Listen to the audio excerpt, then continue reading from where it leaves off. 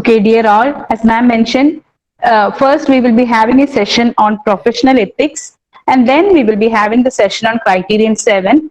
So criterion 7 actually in the present AQR and SSR, it has got much more weightage than it used to have earlier.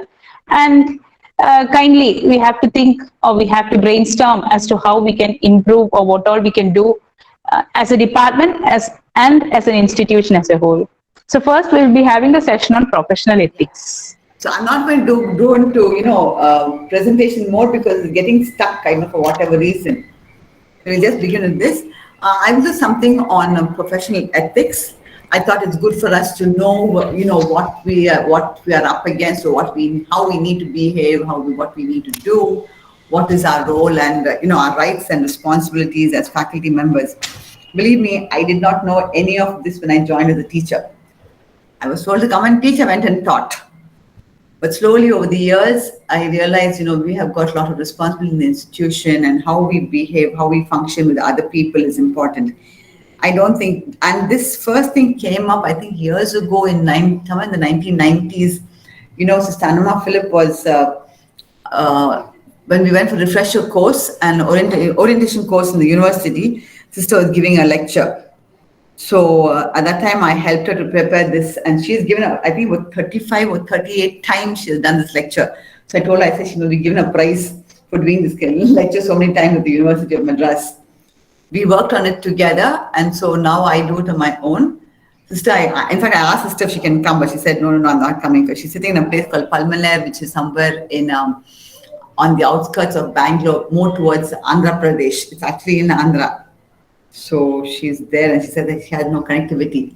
So anyway, I decided to do it, but it's okay, because then it's also part of the our whole thing as NAAC for NAAC. It's not there so much, but we do this lecture for institutions who are doing the NAAC Pros thing, So I'll just go into this. I like this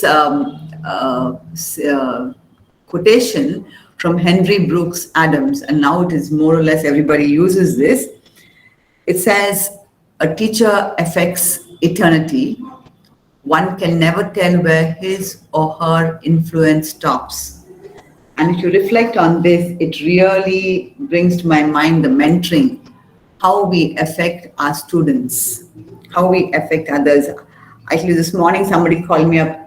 This is from some I don't know, way beyond a batch of students. I think some 85 or 86 batch of students.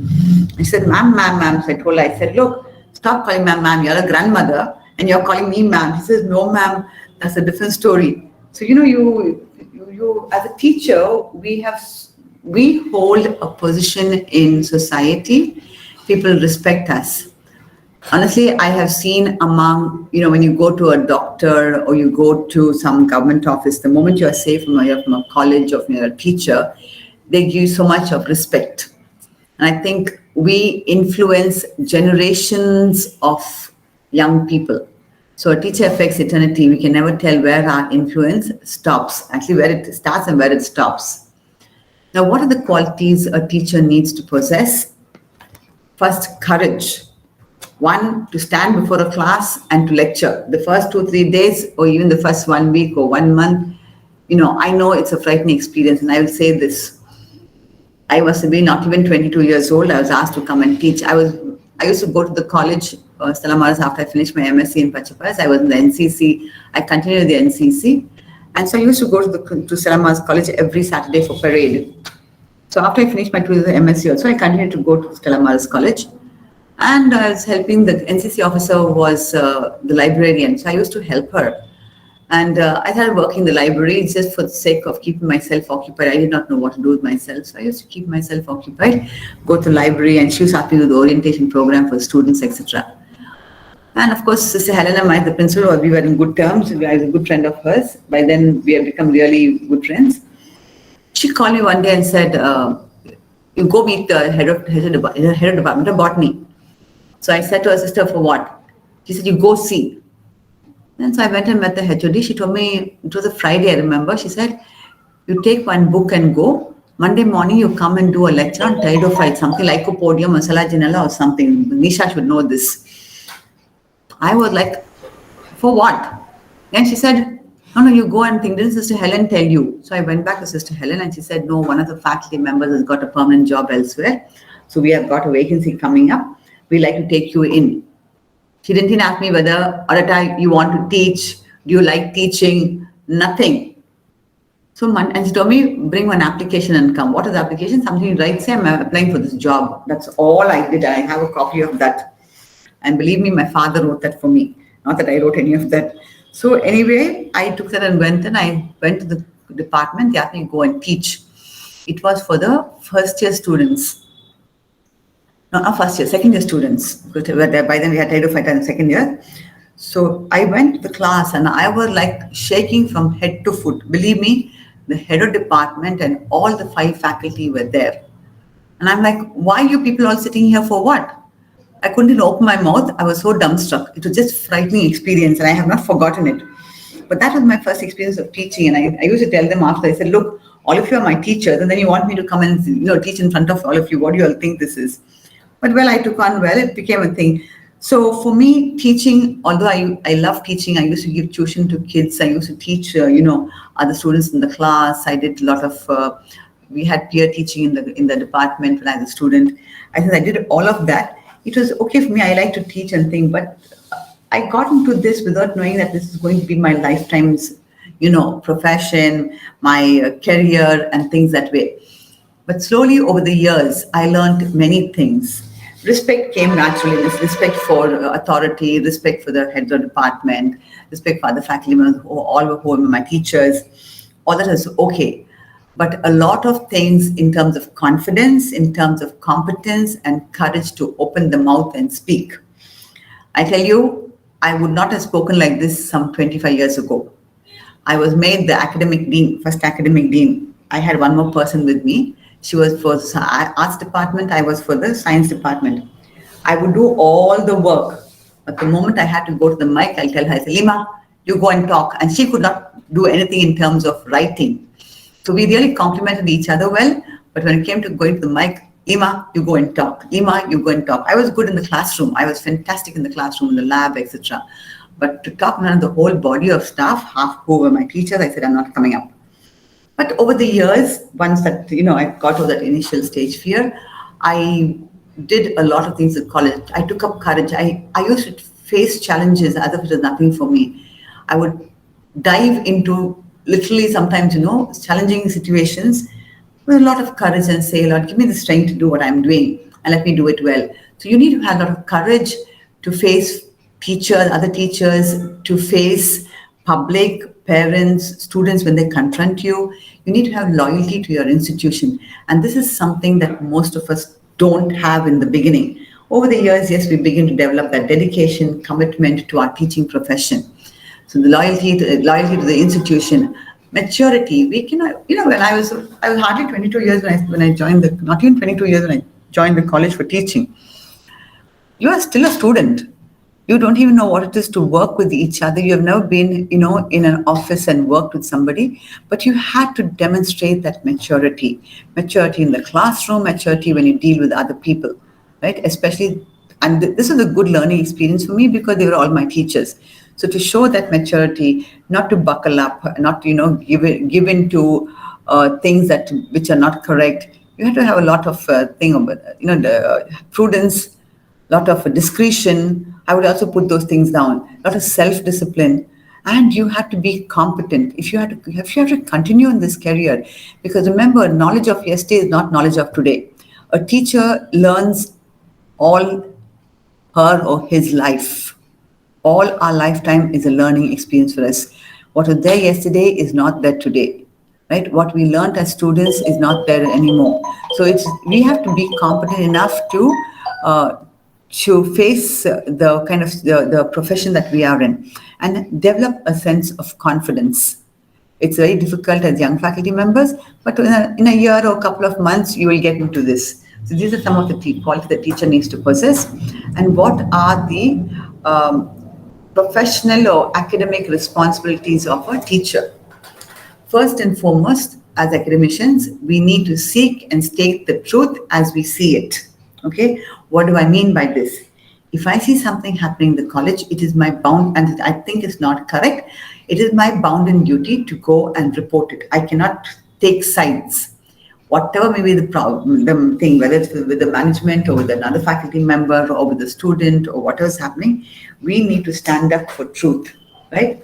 And then we have to, as I told you earlier, to develop and improve our scholarly competence. These are two things I would think go for. The other one is to exercise critical self-discipline. Okay. So I'm going back to the thing that I just showed you. So to exercise critical self-discipline, we cannot be, I've seen some of the teachers dancing along with the students. Yes, you can dance, but then you have to hold yourself with some dignity. Okay, we cannot be like our students. We have to be a world apart from them. Being friendly, being authoritative, all those things are there. But we need to have some amount of. We have to have complete self-discipline and say no to no. And if something happens, you have to really take a decision, where you realize that you are not part of what is happening. You're outside of it, and take that decision, but so that it does not affect people adversely. So we need to exercise a lot of self-discipline. The next one is sound judgment in using or extending and transmitting knowledge. If you can see the slide. Okay. When we use the knowledge that we have gained, we cannot use it for unethical purposes. Okay. So we should have sound judgment when we use and extend and transmit the knowledge that we have gained. It is meant for betterment of humanity. Whatever knowledge we gained is for betterment of humanity. We cannot misuse it. The next one is to never to hamper or compromise a student's freedom of inquiry. What does it mean? Supposing a student's doing a project work and they come up with some kind of theory and maybe we don't agree with it. I say, no, please stop this is not correct. No, as long as it is ethical, we have to allow the student to continue. We cannot stop them from asking questions or pursuing something which is right. So we cannot hamper or compromise the students' inquiry. Encourage students in their free pursuit of learning. If a student wants to go beyond what's given the syllabus, well, go ahead. I used to have one student in my class. Today, actually, she is in Paris. She works in the University Cité.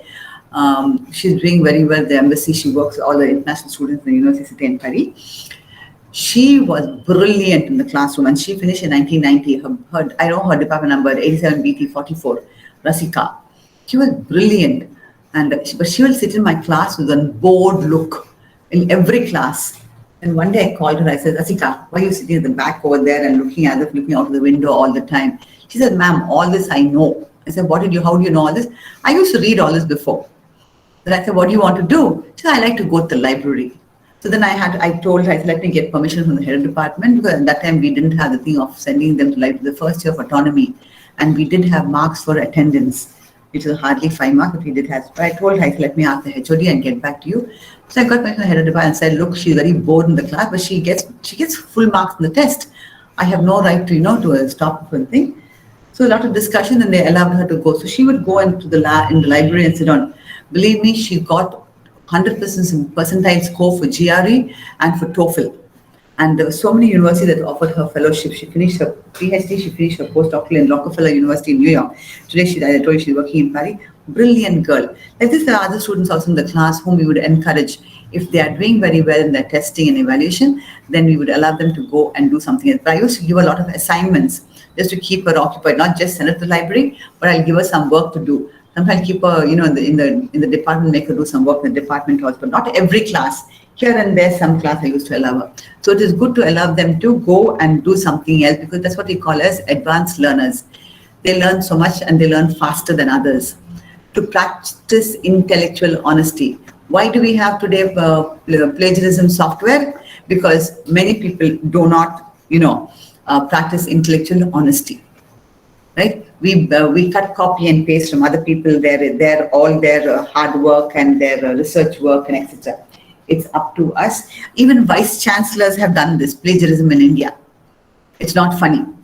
I really feel bad that from Kharagpur, IIT, this has happened. So vice chancellors, principals, professors of good standing, even they resort to dishonesty. Protect academic freedom. We have been given the freedom to teach, to innovate, and to, when in an autonomous college, we are given 100% freedom, academic freedom, okay? Not only to innovate, but learning, our teaching, learning, etc. We should use that. Don't say, oh, I have academic freedom and keep quiet, okay? We must not only practice, but also protect it. We are bound to protect the academic freedom. We cannot stifle someone from learning. So that is something that we as teachers need to do. The next one is to exemplify high scholarly standards. And this is something I really, I tell teachers, we must be not just a cut above, a whole, mountain above our students in our knowledge. We must, have good knowledge of our subject. This is actually responsibility to students. This is our responsibility to students, okay? We must exemplify high scholarly standards. We should not come down on our level of knowledge, our level of thinking, our level of interaction. Okay, we must know where to draw the line. Then demonstrate respect for students as individuals. As I told you yesterday, if we want to tell something to the student, which may not, need not be heard by others, some admonishing them or correcting them or whatever, please call the student out and let them know, look, I do not like your behavior in the class, or I do not like you coming late to college every day, or what you did was not correct. Tell them individually outside. Do not berate them in front of their peers in the classroom. So we have to respect students as individuals, whatever they may be, doesn't matter. I consider them as kids, as children who, if I had my own, it will be the same thing. As children who need to be put on the correct track, right? And unless we give them respect, you can never draw them towards you. They will never listen. They will rebel. So respect them. I used to have all kinds of devils in my class. I give you one example. One day, for 1 week, one kid was absent. So 1 week or 10 days. So when she came back, I asked her, I said, Rosemary, where are you? And she said, she came to class and she said, ma'am, I had jaundice. So I was a little skeptical of jaundice 10 days. So I said, show me your nails. White as a pink, nice and pink it was.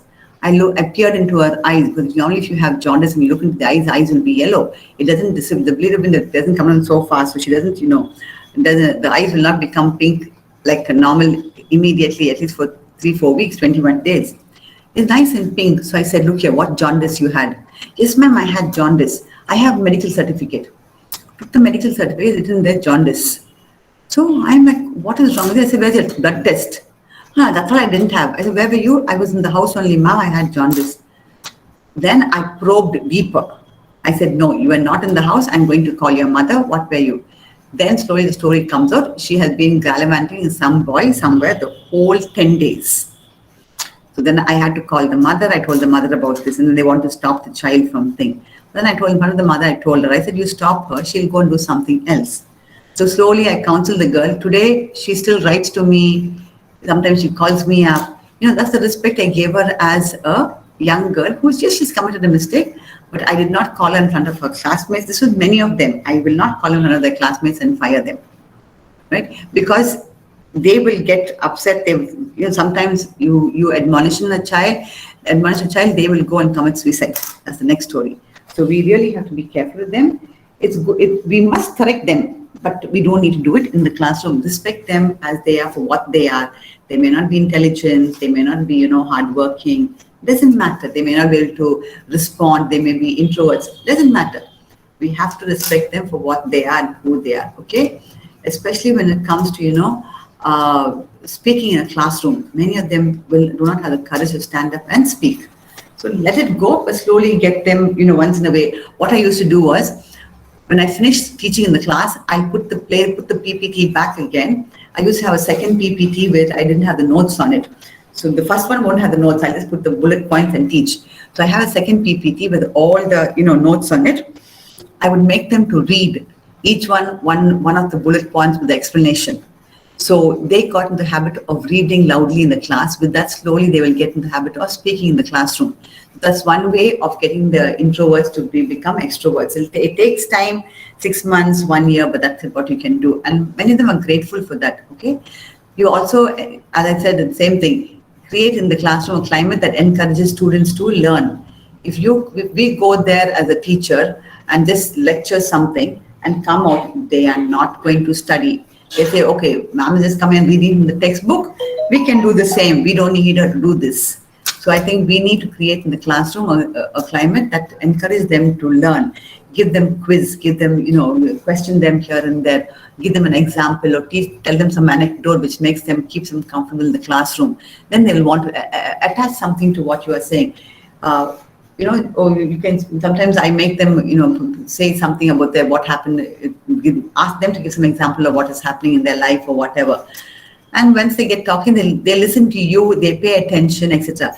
It is not 1 full hour of monotonous teaching. Nobody wants that. Okay, they'll say we can go home and read, or we can go and learn somewhere, or we can listen to a lecture online. So those kind of things, it will be nice that we are aware of the fact that students, we do not have more than 3 to 5 minutes of concentration. Even for us, even at this age, I can say that, okay, sit in a conference, after 5 minutes, I switched off, or 7 minutes, I switched off. It's the same thing for young people. So once in a way, break the monotony in your class, say a joke, ask someone to say something, keep the class going so that they pay attention to you. It is not one monotonous thing. The next one is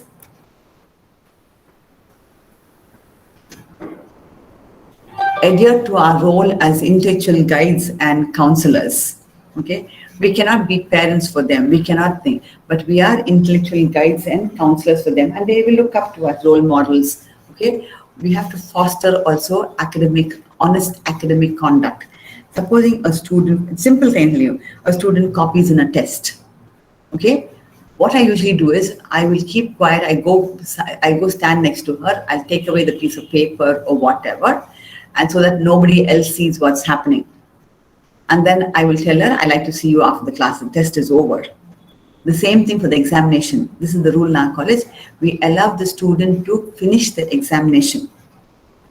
We'll take away the incriminating document or material or whatever. And then when all the students, ask the student to stay back in the classroom, right? After everybody has left, we collect their papers. After everybody has left, we accompany the student either to the head of department if it is it's an internal test. But if it's an in-semester examination, we take them to the examination office or the control of examinations.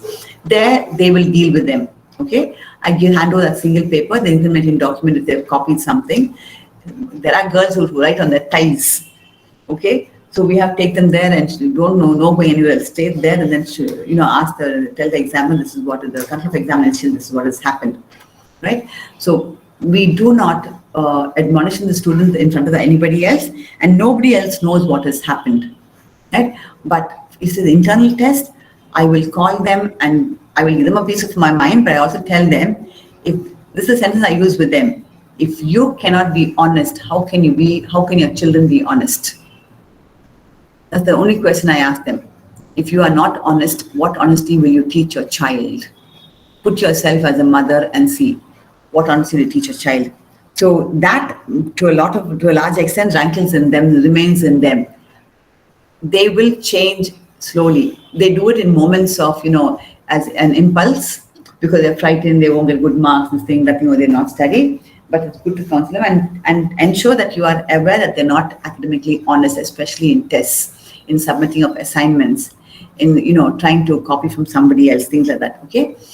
Next is the evaluation of students reflect a student's true merit. We cannot be biased, we cannot be partial in our evaluation of students, okay? If a student has done well, let everybody else know so-and-so has done well, okay? Applaud her in the classroom, applaud her in front of her friends. They will feel good, the rest will want to compete and do as well. But if somebody is not doing too well, don't put them down, okay? And this is why I said yesterday about scheme of valuation. Students know what they need to get, right? And there will not be fights afterward. They will not pass comment and say, oh ma'am, you gave so-and-so extra marks, you gave me less marks. No, and everybody gets the same, whether I'm mentoring you, whether you're a friend. Even with my own sister, I don't care. If she had to get 0, I'd have given the 0. I'm proud of that part of it. Right? Today, I don't think I have ever been partial to any student, whoever it may have been. Even the naughty ones in the class, the ones who don't study, If she needs, if she written rubbish also, but if she written some few words which require half a mark, I will give that half a mark. Right? So we have to be unbiased in our evaluation of students in all their things, whether it is work or cultural programs or whatever. Respect the confidential nature and relationship between teacher and student. If some student comes and tells you, ma'am, there's something will happen in the family, etc. Yes, listen to it. Don't go back to the department and make gossip out of it. Okay? Unless you need the help from somebody else, then without naming the student, without giving too much detail, say so-and-so needs help, will you be able to help? Are you, and the other teacher, whoever it is, must be able to say openly, yes, maybe I can help. But do not give till you get permission from the student if you can share the information that she has given to you or whatever, right? Okay, the next is avoid harassment or discriminatory treatment of students. Please do not harass them. The more we harass, if we ever harass them, today's kids are not like how we were. Straight, they will go to the house, take one dupatta and hang themselves. It's happening. So many kids I see in schools over here where the teacher admonishes the student in front of everybody else, straight go and hang themselves. So please do not harass them. Do not discriminate whatever, neither on basis of religion, no caste, no intellect or knowledge. We should not discriminate. We cannot say you're a fool, you know nothing, right? It's not, sometimes in classes I have seen and heard this when I go past. Sometimes you will find teachers shouting at students, say, you're so foolish, you know nothing. It's very, very thing for a student. They will never grow out of it. So, especially in certain of their own classmates, you should not harass them or be discriminatory in our treatment towards them. For me, everybody is same. There is no in between. It's either black or it's white. I always tell people, for me, it's either black or white, right? Truth is truth. What is false, I'll tell you it's false. Finished. So that's how it should be. No discrimination. Acknowledge significant academic or scholarly assistance from students. Okay, this is something I put in here because I see when students do project work, right? And by chance the work is fantastic and you want to publish it, then what happens is the professor will put their name first and put all the students' name afterwards. They would have done all the work. Only the teacher would have been guiding them. But the professor will put their name first, right? And make the students, put the students all last. Or sometimes when the professor or the teacher is doing some work, some say research work or something, if students, help, I think we cannot exploit them. We can't make use of them to do our personal work, especially in our research work, okay? And academic work, we need to acknowledge them. If I take something from somewhere, like you saw yesterday, Galbraith, University of Washington, today I put Henry Brooke Adams, please acknowledge the assistance that we receive from students or from anybody else for that matter. And the next point was, do not exploit students for our personal advantage. Okay, somebody's father is, owning a hospital, and so when we go there, we expect them to treat us very well, not to charge us. No, those things don't happen. I know that many teachers make use of their students for their personal things, right? Especially they want to get dropped home, or they ask the car for, for thing. I know so many of the wonderful UGC people also. I'll say it very openly. When they come for review, autonomy review commission, etc., they expect the college to treat them well, to take their families. I know once I had sent someone to Mahabalipura. He and his family are so angry, and I gave him a piece of my mind. Anyway, he had retired, but that was it. Every time they come for something or they go to some institution, they expect the institution to, do all kinds of fundas for them. So that's one of the reasons why NAAC has got rid of all of this. They ensure that there's only 1.5 days that the peer team stays. This also applies for us as teachers. We should not exploit students for our personal advantage. Next is show responsive towards our colleagues. Show due respect for the opinion of others and the exchange of criticism ideas. Sometimes in meetings we get into a big fight. Okay, somebody may criticize you. Okay, take it. What everybody says is not true, no? It may be true, it may not be true, okay? But if somebody says something, somebody has an opinion, listen to it. Don't say, no, we can't go and say, no, you're wrong. We should not say that, okay? When we have meetings, etc., I have noticed very often, sometimes Teachers will, they say, oh, what so-and-so said is not correct. This is not the, no, somebody's got an opinion, somebody has a suggestion, somebody has to say an idea.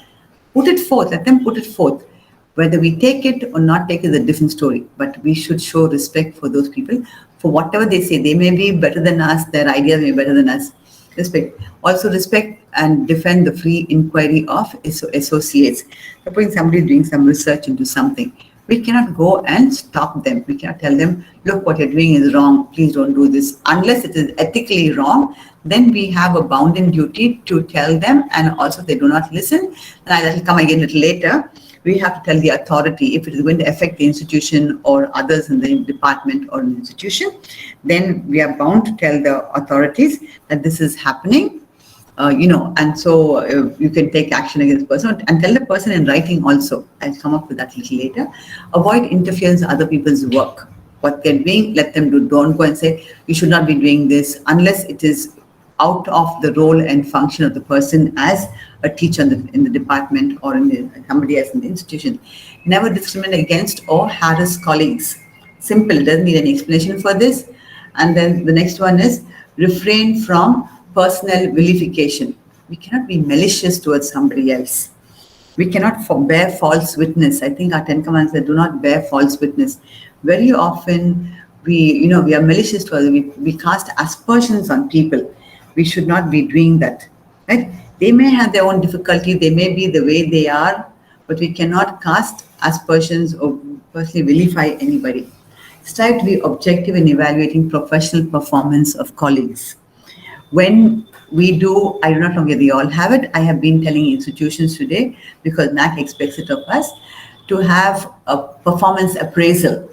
And I have learned this when I was in the US and also Netherlands, to have performance appraisal where we evaluate the teacher's performance, not her personality, but the performance of the person. And when we do performance appraisal, you look at maybe the teaching, her skills in teaching, her level of knowledge, how she imparts it, her punctuality to the classroom. There are different things. So we should be very objective when we do performance appraisal of our colleagues, or when we say something about them. Also, acknowledge significant academic or scholarly assistance from our colleagues. If somebody helps you in something, be grateful and say, thank you very much for the assistance that you have given me. All right. The next one is, a teacher directs any criticism of the teaching performance of a colleague, I just told you this, to that colleague in private, and only after informing the colleague in writing of the intent to do so, directs it to directs the criticism to the higher authority. Okay. So first and foremost, you have to tell the person, look, I think what you're doing is not correct. You're teaching, you're not teaching, you're only going to video in the class. If you're the head of department, you have all right to call the person.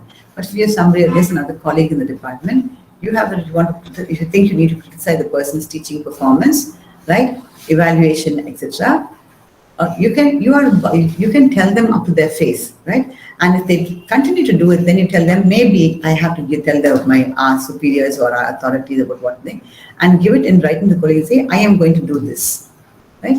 Okay. And dive in confidence, it listens to appropriate individual who are able to offer advice and assistance. So this is the process. You tell the person first and foremost, look, I think what you are doing is not correct. You're only reading, or you're taking. We used to have one lecture in the college, year after year, the same notes. So the academic dean, once I pulled her up and I said, look, students are complaining, they're calling you yellow pages. Because your notes are so yellow, and it's so much use that they're calling you yellow pages. Can you please update your knowledge? I told her once, twice. She was mid-level staff actually. I already have put 15 years of service, but never changed any of her notes.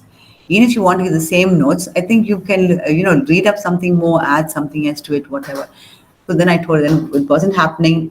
I got complaints left, right, and center as the dean. I had to take up the issue with the authorities, but I gave to her in writing and said, I will give you one more chance. Otherwise, I will have to take this up with the authorities. And that's what I did. Finally, she was pulled up and they told her that, she's changed her performance, right? So there are things like this that we can do, provided the person is aware that you are going to take action. The next one is responsibility to the teaching profession.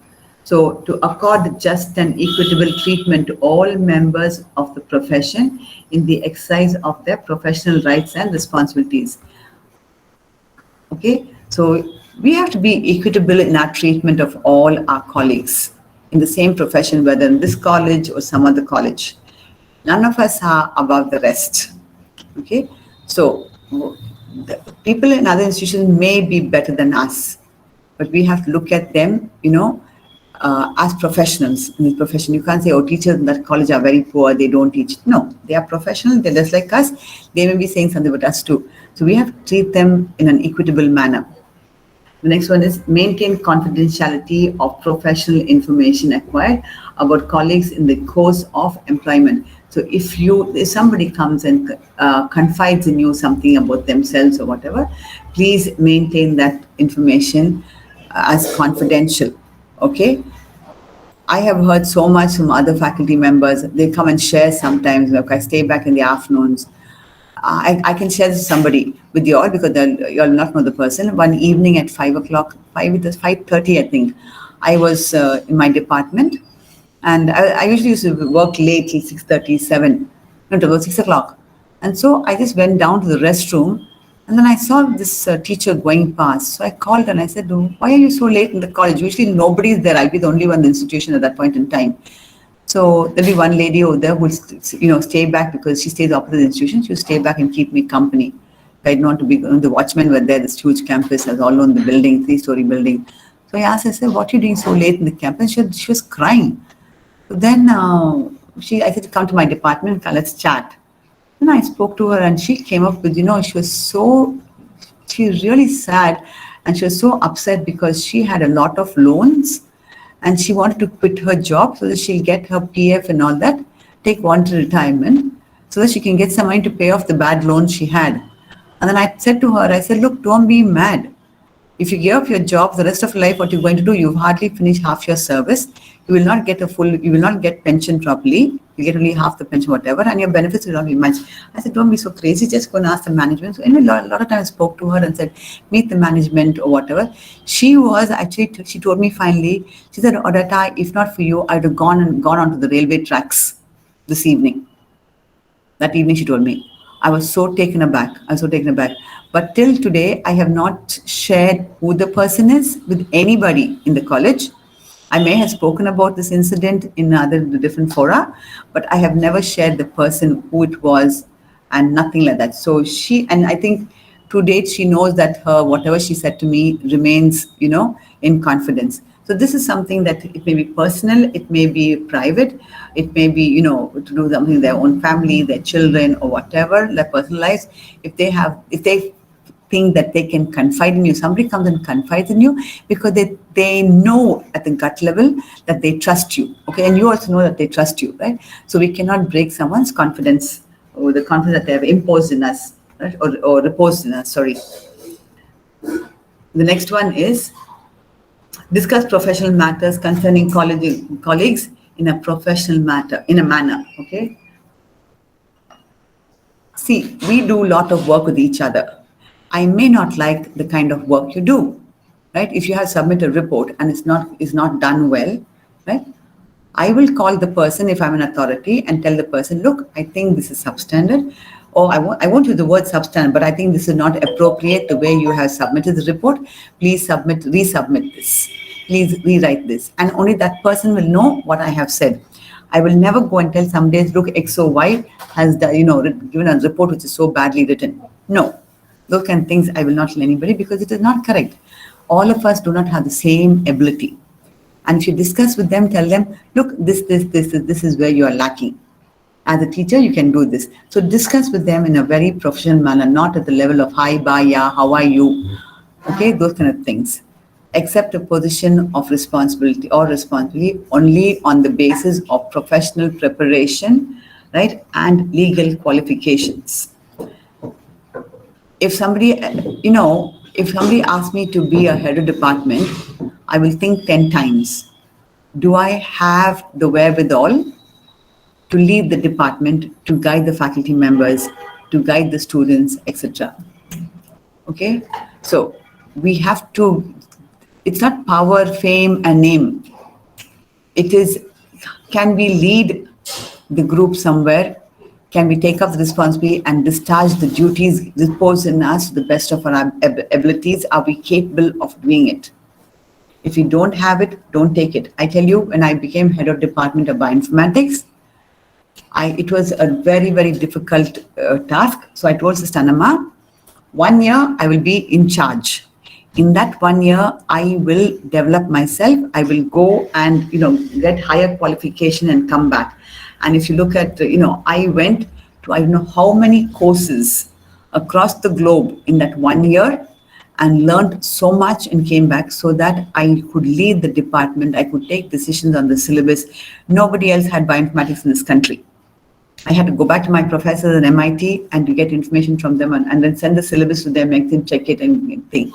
So I really had to go and learn. It was a real, learning for me, but it was good because if anybody spoke at any board of studies meeting or the equity council meeting, I knew what I was talking about. I went and I prepared myself to lead the department, not just in the knowledge of the subject, but also in some managerial skills, some computer skills, because I had to, and how to write reports, etc. How to write proposals, because I got a workshop organized in the institution on writing proposals with Dr. Raman from University of Sydney, who happened to be my professor when I was doing my MPhil. He was from Loyola College. So it is, if you're taking up a responsible position or responsibility in the institution, ask the management or whoever is putting in the position, give me a day or two. Let me look back and see whether I can accept this job and I can do the best. I can give my best for it. And I will also, prepare myself and get whatever I need to take on this role. The next one is use sound professional judgment in delegating responsibilities to others. Okay, so if I have to give some job to somebody, I need to look and find out whether this person is capable of doing this job. If you give Ordetta a job of, coordinating a choreographing a dance program, sorry, I am not getting to this. I know nothing about dance. I know nothing about Western dance, yes. But you ask me something about Bharatanatyam, zero. I don't know what is raga. I do not know what is mudra. I know nothing. I learned those few things a little later. But I would not take up the job. Somebody gives it. So we have to judge and see whether we are capable of delivering. And when we delegate responsibility, we need to think twice as to whom we are giving a job. I don't think Lata ma'am will give the job of a steering committee to a new staff member who has just come in 3 months into the institution. Okay, definitely not. We will look at persons who are able to invest time, who are capable of doing certain things and making decisions for themselves, which will be, good decisions and will help the institution. So these are kind of things that we need to look at when we delegate professional responsibility to others. Avoid interference with free participation of colleagues in the affairs of their associations. Whether I join a club, Rotary Club, or I join some other club or whatever, it is not anybody else's business. Yes, I will tell my management or my principal, look, I am part of this. I have joined this organization, and it is not in keeping with the rules and regulations of conduct, code of conduct of the institution.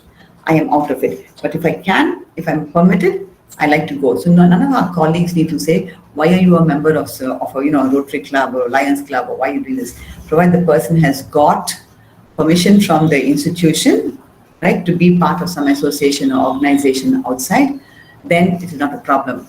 Next is never use coercive, threatening means, right, in order to influence professional decisions of colleagues. We cannot be coercive. We cannot threaten people. Right? That is something I always tell you also my junior staff member when they came to me. I said, you want to do something, don't threaten someone in the department. Don't think, I go and tell so and so, I'll go and do this, I go and do that. Do not threaten people. It's not becoming of us as teachers. The next is never represent their professional qualification. Teachers should not do this. Sometimes they'll write Professor so and so. We are not professors. Professorship is only in the universities in India. None of us in colleges can call ourselves professor. None of us. We have only assistant professor and professor, sorry, as an associate professor. Professorship is only, as per UGC norms, is only given to people in the university. Yes, I will write Dr. Miss Ordetta Mendoza if I have got my PhD. But there are many people who have submitted their theses, right, will write Dr. So-and-so. No, it is not correct. So I think we need to look at how we address ourselves and address other people. Use the term professorship only for people who are the university. We are all thing. When I started, it was assistant. I was given the type. I was given the job as an assistant professor. I was only an MSc at that time. I said, "Wow, to be an assistant professor so young." Then they changed lecturer, lecturer SS, lecturer SG. But at that time, I became reader. Governor of Tamil Nadu introduced the thing of reader for those who had, I think, 20 years of service with PhD. So I was the first reader in the institution, and that was amazing. But later on, when they brought this thing of assistant professors and associate professors, and we all went back to our title of associate professor. So I just write Dr. Ms. Ordetta Mendoza. That is perfectly, but do not write anything else.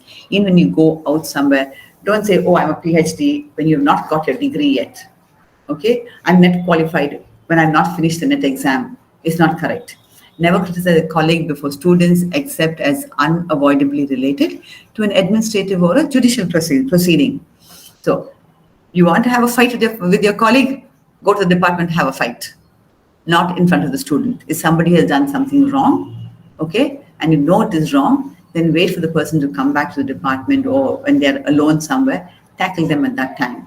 But don't criticize a colleague in front of our students. It's not correct. Also, except when maybe you have to, give some judicial proceeding, or you're called upon to give witness for something, then it's a different story. Okay. The next one is responsibility of the university and the institution. See, as teachers, we have much responsibility to the university. We may not be, going to the university per se, but we do have responsibility to the university because they are the parent organization. So first and foremost, we have to seek to be effective teachers. Accept share of faculty responsibility, the governance of the institution. Actually, in NAAC, in section, I think 6.2.2, if I'm not mistaken, there is something called the organogram. And that gives you, I think all of you should be knowing about it, what is the participative management style in the institution. It's not they call management style, but it should be governance. Because the management are the sisters. The religious congregation that runs the institution, they are the owners of the institution, so they are the management. But governance, we are all into governance, okay? We govern the institution. If I'm a dean, yes, I contribute to the governance of the institution. If I'm the control of examination, I contribute to it. And we have to accept a share of responsibility for running of the institution, day-to-day running of the institution. Just the principal cannot do it. Even if when you prepare for NAAC, right? And even for an audit for that matter, or for a program for the institution, I always tell faculty members, look, you are not here only for that salary you are getting and for teaching. You are, as I was told, I think I mentioned this yesterday, we are wedded to the institution 24/7. That's not literally, but to a large extent, we should be available to the institution. We cannot take up, doing a work in some other institution, taking classes here, taking classes somewhere else, getting money from that. That is not correct. So we should be part of the institution and help. Sometimes we may not be called to do it, but we can always say, look, I'm free. Do you want some help to be done? I would always tell Sister Annama, Sister, I'm free today. I will go to Sister Helen, I'm doing nothing. You want some help? So she'll say, okay, come this evening and do some work in my office. So I would always go and share in the work of the institution. Well, I was not married. I didn't have anything else to do. And my mother used to cook. I was happy-go-lucky, single, footloose and fancy-free. So I used to go and do all of this. But for those of us who are married, yes, we have responsibility at home. But at least for the hours that we are supposed to be in the college, we can give our time. You don't come to college and prepare your lesson. Prepare your lesson at home. Give that time for the institution. Share in the responsibility. There are some teachers who will not take up any responsibility. They'll say, no, I have this, no, I have that, no, I can't do this, I don't think I'm capable of doing this. All the time excuse. Very smart. They don't do anything except teaching. That is not, ethically, it is not correct, okay? Then observe the stated regulation of the institution, provide they do not contravene academic freedom. Colleges will have a code of ethics and, a code of conduct. Please follow that. Maintain the teacher can maintain their right to criticize and seek revision. If you think some rule in the institution is absolutely wrong, right, you can go back and ask the management or the principal or whatever, whoever's in charge, the authority, and say, look, I think this is not correct. Can we relook at this? Give your opinion, give your suggestion, and leave it at that. Okay? But if it's going to hamper you as a person working, your freedom of working in the institution, etc., then you have a right to seek full revision of it. And maybe you can get the support of other faculty also. The next point is avoid misuse and abuse of institutional equipment or property. I say this because there are many staff members who don't care for institutional property. Like the students, they also write with pen on the desk. They stick something on the table. They put gum, leave it there. They use internet, unless it's given we are told we can use internet institution.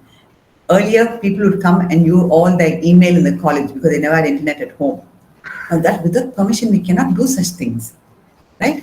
Even when we use our mobile phone, WhatsApp, etc., we should have our own mobile data, thing on our phones, right? We cannot use the institution's internet for our personal work.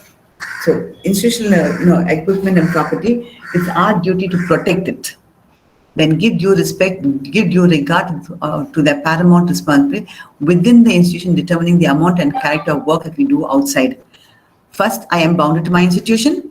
If somebody asks me another job outside, I will get the consent of my principal and the management before I say yes to accept some other work outside. As autonomous college, as college faculty members, other autonomous colleges will call us to be on the academic council or to be on their board of studies or whatever. I would always get it in writing. I will give the letter of appointment, or nomination or whatever to the management, to the principal, and say, look, I have been invited to be on this body. May I go? And I get written permission. So and they normally ask how much time will this take. So when I was in World Vision, it was always Saturday meetings. I used to tell the principal, sister, I will go only on Saturdays. If there's classes, I'll make arrangement for taking the class. Usually there won't be class on Saturday. They'll have NCC games, etc. But if there was ever a class, I would always exchange the class, or sometimes I've missed the meetings because first duty is towards the institution. So the amount of time and the amount of energy we spend for outside doing work outside other institutions is not funny. Many people are very happy. They'll come teach in one college. I know there are institutions where teachers don't sign in. They come, they take the class and they'll go. And they'll go to some other institution, take class there, and they'll go from that next institution, or they'll go to a coaching class, do coaching over there and come back. Right? That is not correct. Then when considering the interruption or the termination of service, give due notice of their intention. So supposing by chance the management wants to terminate somebody, right? Or you want to stop someone from doing some work which is given to them, please let them know, look, I think I've had enough of this, so I don't need your services anymore. So we'll give you notice for this thing. Or if someone's been given a job in the department, they to compile some files and they're not doing it well, then yes, you can think. Or if you want to put somebody else in rotation, then you can say, okay, after 2 weeks, you can give up this job, you do something else. I like to put somebody else in this place, but give them notice of that you're terminating whatever job has been given to them. Avoid creating an impression of speaking for the college or university when the individual speaks in private. Okay, so if I'm speaking now with Salamada's college, I speak well, and that everybody knows. But if I'm going to speak bad about it, I think I have to hold my tongue. We cannot speak, things about the institution not correct, right? Or make some side comments about the institution. That is not correct. Then as a member of the community, never use the classroom to solicit support for personal views and opinions. If you're in a group, which is a activist group, you can't ask your students to join that group without getting the permission of the principal or the management. The next one is, the teacher is willing to review with colleagues, students, and their parents or guardians the quality of service rendered by that teacher and the practices employed in discharging professional duties. Now, when we do student satisfaction survey, right, the thing is, the college must ask the faculty, are you willing to be reviewed by your colleagues? Students, no problem. Students, it is bound that they give us feedback, but review by colleagues. That's why peer team review. Earlier I talked about performance appraisal. Now peer reviews. your colleagues to evaluate you, right? That or parents to evaluate you about your services that you render in the institution, about the practices you employ, etc. If you want to get a feedback, then the teacher needs to be told about it, their permission, okay, that they are willing to do a peer review. I have told many institutions now, please do peer review because the NAAC expects the teachers to do peer review, okay? But we have to inform the teachers in advance, and we should be willing, okay, to review along with our colleagues. Be open to criticism. Otherwise, we will never change. We'll be still stuck record. We will still be the yellow pages. Teacher is willing, sorry. And this is my last slide for professional ethics. I think I've gone beyond my 1 hour. Teachers should be held in highest honor. I think all of us, when we were students, our teacher was everything. Come Teachers' Day, we will go and give flowers. Even now, the students come and give us flowers. As little children, we have taken gifts for our teachers. So we hold our teachers in highest honor. But my sentence is, give respect and get respect. If we want to be respected as teachers, we also have to give respect. Then teachers are allies of legislators. They have agency in the prevention of crime. They aid in the regulating the atmosphere, whose insistent action and pressure cause the lifeblood to circulate and to return pure and healthful to the heart of the nation. Okay, so this is a quote from Lydia Howard Sigourney. We are the lifeblood of the nation, actually. If we don't have teachers, how will our students, get that knowledge, that education? We talk about all-round development. We talk about holistic development of the student. All of that comes from the teacher. It doesn't come from, the wind and from the air. So if we want to have good citizens, we must have teachers. We are the lifeblood of the nation. With this, I think my thing on professional ethics. Do you all want a 5 minutes break before I start the next one? Yes, Reggie. Oh, Yes, Reggie Mole. You have a question? Richie, Miss.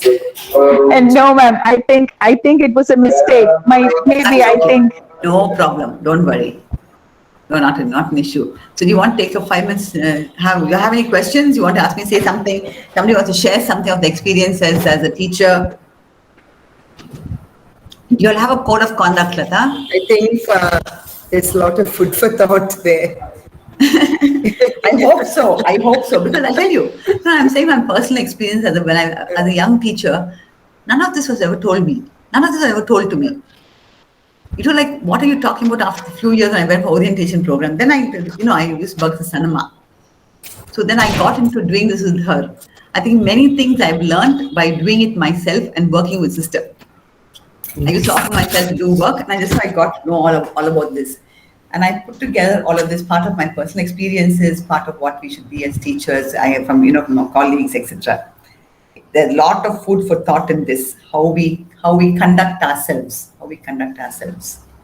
As teachers.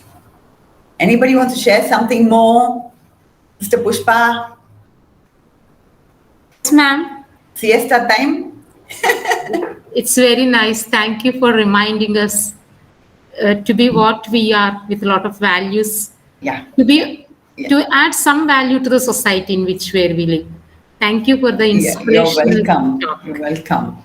I'm not doing anything big. I'm just telling you my own experiences and what we should be doing, which most of us, we forget over time. We forget slowly over time. Yeah, ma'am. Small reminders can be a great benefit for us. Yeah.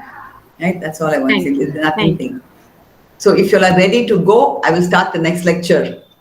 Yes, ma'am. We are ready, ma'am. Yeah, I said 3:30. I said 2:30 to 4:30. I will finish this. Okay. So let me share my screen.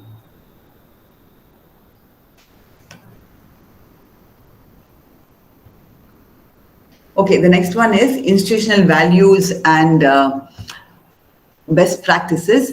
I think in your last NAAC, you have written some best practices, right? If you are still continuing that, please continue with that, right? Otherwise, you all can change it if something has been done, little later. Okay, so I'm just going to tell you about this. Do you all see my screen?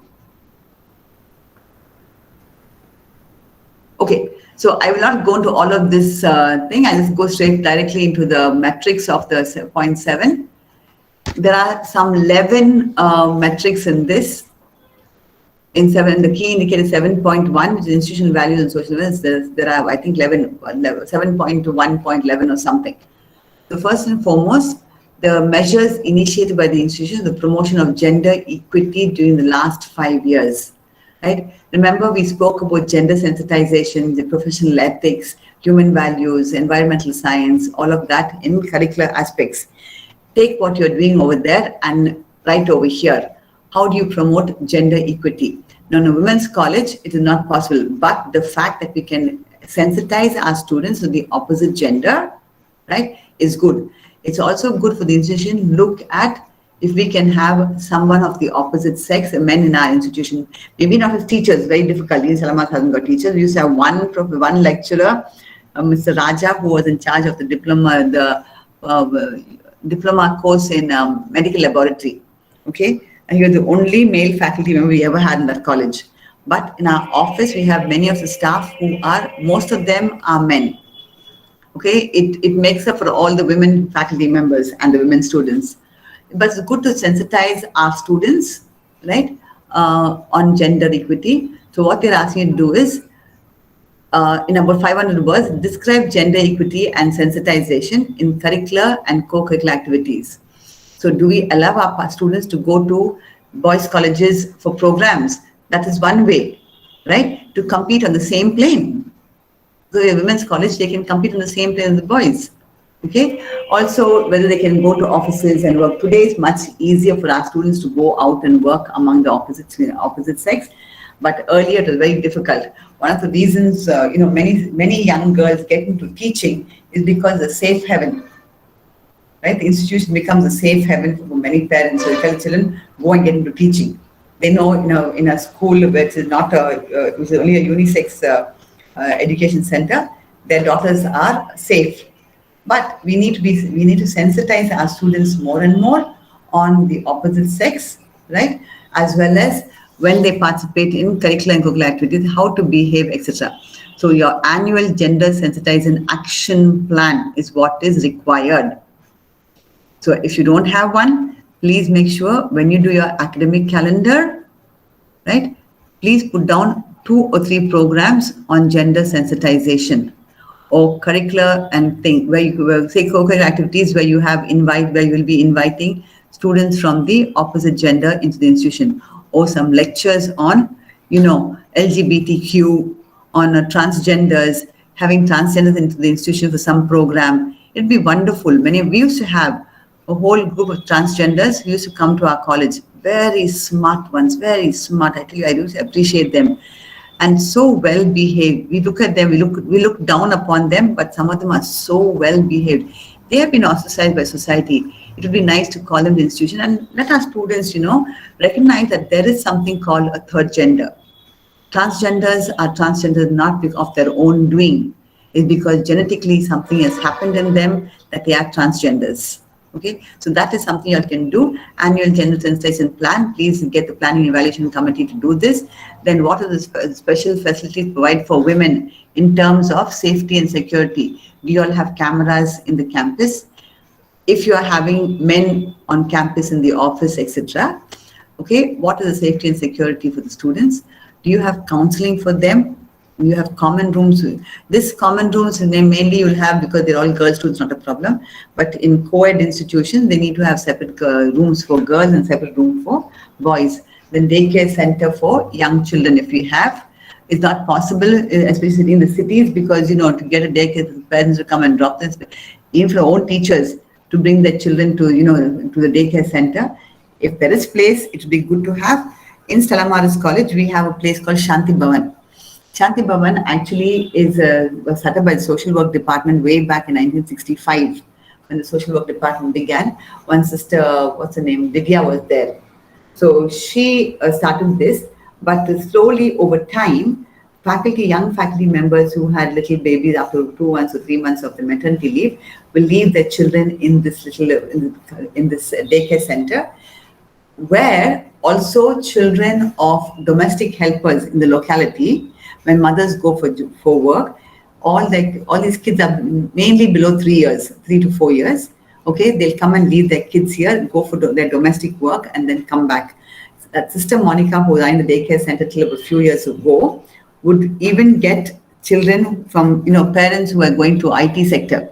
So parents will come drop it. It was like a creche, but it benefited many of our young staff members who had children who could come and keep their kids over here, at least when the working hours, and especially feeding mothers, right? So they would go when they didn't have class, they used to adjust their time to such a way that they will go feed their child and come back. So that was a good help for some of our teachers. Any other relevant information you want, you can add on, right? So next one is environmental consciousness and sustainability. Here, the institution has alternative sources of energy and energy conservation methods. One of the good energy conservation method is to have sensor-based lights. As the students come in, it is sensor-based, so the lights will come on and will go off. It is very expensive. But the possibility, especially in the library, okay, all the lights don't need to be on in the library the whole day. Make sure the windows are open, there's enough lighting, and have sensor-based, lighting. So here the measure they're asking you is, do you have solar energy, a biogas plant, wheeling to the grid? Okay, if you do not know what's wheeling to the grid, I will explain. Sensor-based energy conservation and use of LED bulbs or power-efficient equipment. So do you want me to explain this? Yes, ma'am. Okay, solar energy, I don't have to explain. Your Cochin airport has got full ski running only on solar energy. Okay, I think Kerala has got one example is the Cochin airport, totally on solar energy. I will tell you there's one institution, I don't know if you'll know about this, Sophia Girls College in Ajmer, Rajasthan. I have been there, I think 2 or 3 times. Okay, all their terraces have got solar panels. All the buildings are covered by solar panels. They generate so much of solar energy that they're able to run the air conditioning in their computer labs. They've got 4 or 5 computer labs. They run the air conditioning. The sisters also use the solar energy because Rajasthan is very hot in summer. So this solar energy that they get, okay, is transferred to the convent for them to use their coolers or their air conditioners. It is just amazing. And the extra energy is given back to the government, right? And that's what is called as, the government uses the surplus energy. So that is called what is called as wheeling to the grid. So solar energy, excess of solar energy, which the government will buy back from you, okay, is known as wheeling to the grid. You only have to tell the government where this is our consumption. They will come and see, this is your consumption. Anything extra, they have switches and things that way, where they'll transfer the energy to their own, maybe some other institution or for local consumption, domestic consumption. Then the next is biogas plant. This also in Sophia Girls College, they have hostel for about 80 or 100 students. But all the waste from the hostel, in terms of food waste, right, all of that, they have a huge, like a gobor gas plant, huge thing set up. It must be about 20 or 10 or 15 feet in diameter. All this waste goes into that, and then methane gas is generated, and that methane gas is used for cooking in the hostel. I was just amazed, and some of that is even used for heating up water in the swimming pool. They have a big swimming pool. When UGC gave money for swimming pool for girls' colleges, they got that money. They built a fantastic swimming pool with changing rooms and all that. So because it's cold in winter, it is very cold in Rajasthan. Right? Temperature goes to 3 degrees, 4 degrees. The water is cold. So they use this biogas to heat up the water, and as well as water for the student hostel. The solar energy is used for hostel to heat up the water. The biogas is used in the kitchen for cooking. They don't buy gas from either HP or Indian or anything. Nothing doing. They have their own gas. So you can have biogas plants. One today, actually, if you really look at it, some of the environmental or climate change is caused because of methane gas, which comes off decomposition, okay, in huge pits, etc., as well as from cow dung and from meat. So this is what they say today, is that to use the methane gas for burning rather than letting it go into the atmosphere. So I know in Kerala, many people have got this small gas chamber, this biogas decomposers, okay, biodecomposers, where you put all your waste in that, and then they have a small, like a tap at the bottom where you get the slurry, and the slurry is used for the plants, whereas the gas which comes out from this is used in the kitchens. I have seen this in many places in Kerala, including my own cousin's house in Kannur. So if you all can do that in your homes, it would be wonderful, but also do that in the college. If you'll have hostel, you can do it in the college. That gas can also be used in the chemistry department or in the botany department, zoology department, in the labs or something. So if you have LED bulbs, of course, all of us know what this is. It's expensive, but it doesn't consume so much of energy as compared to the old CFL bulbs and the other fluorescent bulbs, right? So even tube lights come today as LED bulbs. So if you have all of the above, three of the above. Now in this, I will give you one or two things. First, you have to have geotag photographs with captions of the facility. When I say geotag photograph, take them now, because now if you're using LED bulbs, like you have to show that you have been using it over the years, not just in the last 1 year or something. If you take it now, then you can say we have been using this for so many years. From this year to this year, we have changed. The bills can be shown. Please maintain all the bills. Also, if you need to have some kind of agreement with the government, that agreement, etc. So bills of purchase of equipment for the facilities created. If you're creating a biogas facility or whatever, or solar, solar heating, which the government, I think, gives 30% or 40% subsidy. Then any other relevant proof or selected option you have. If you have some AMC on things, permission document for connecting to the grid from the government. So if you're giving back to the government electricity, okay, solar energy, then you have to have an agreement, and that permission document, whatever, you need to keep. So what you need to upload are geotag photographs with captions of the facilities, whether it is a solar panel or it is a biocomposing unit or their LED tube bulbs, etc. needs to be given. Any other relevant information you may have. So here is the catch. Institutions cannot have diesel generators as backup. Okay, if you have, it cannot be considered as an alternative source of energy. Why? We are using fossil fuel, right? Diesel is a fossil fuel. We are using fossil fuel, which is also destroying the environment. So we cannot use diesel. We cannot say we have a diesel generator, which is a backup, or it is, instead of using electricity, we are using diesel generator. That is not acceptable by NAAC. In fact, I'll tell you plainly, I went to a college for auditing, and it was one of these colleges lately which I went. And so they're busy showing me around to the virtual tour I had of the campus. And they're busy showing me around. And first thing my eyes caught was this huge green generator, nicely painted, and they've got this mesh around it and things that were nicely protected, big, notice saying so many kVA, this thing. Then and there I caught the college. I told the principal, I said, this is not done. You cannot have a diesel generator. If NAAC sees on campus you're going to get in trouble, I would suggest you please give it away and get rid of it. So getting a diesel generator as a backup is wrong. In fact, in Salamaras also we have. I think now they have gone more. We had solar panels. We have gone for more solar panels now, so that if there's any current power failure, then we will think. Tamil Nadu hasn't got power. All the time we used to buy from Kerala power years ago. Now, of course, we are having some other thing, sources. So, thermal thing. So, what I have from our Indira Gandhi center just after Mahabalipuram. Okay.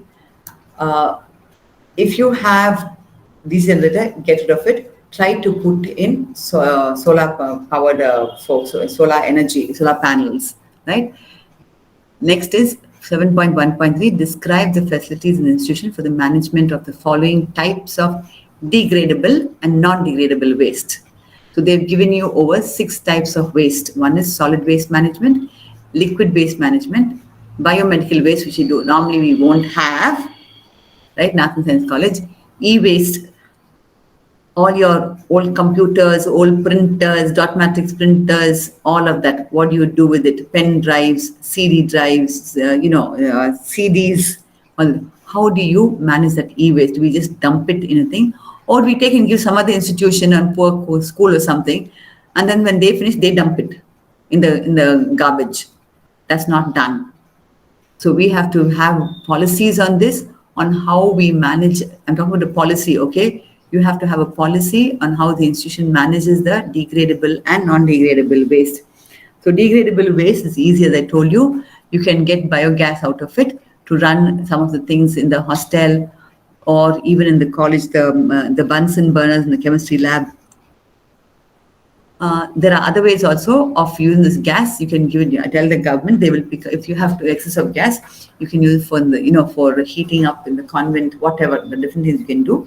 Then liquid waste management, of course. When students drink water or wash the hands after having a meal, right? Where does that wastewater go? That's the grey water. It can be recycled, put through a filterate. You don't have to go fine filter. Kind of a mesh filter takes off some of the rice grains and things that way, food particles on it, and the remaining water can be let into the garden. As that water, percolates to the lower levels of the earth, it will get filtered. So it would be nice that we do recycling of our water. What they're expecting you here is, do we do recycling? They're not asking you, do we send it into the sewage of the municipality? No. How do we manage it? These are all management techniques that you have for solid waste, liquid waste, biomedical waste. Of course, we don't have. Maybe one small cotton thing or something which you can flush it down. Then e-waste management, as I told you earlier, all your computers, anything to do with the, pen drives, CD drives, CDs, cables, lot of computer cables you'll have, printers, etc. I think it is in Sacred Heart College, Tirupattur. They have got a systems administrator who is a hardware engineer. So all their old computers, they recycle. He will remove all the old, HDD hard disks and put an upgraded hard disk. So with that, the computer works perfectly all right. It is able to take on, internet, etc. So that's what they do. They literally recycle all their computers. And if something is, and then what is the wastage from that, I think they sell it. There are shops or whatever will take this e-waste because they take out some kind of metal from that. So I'm not too sure I remember reading some metal is extracted from all those hard disks and etc. So how do you think manage this? Is there a policy for it? Extra then waste recycling system, paper from your waste papers. What do you do, right? Any other waste that you have, how do you dispose it off? Plastic waste. I hope you have a no plastic on campus ban.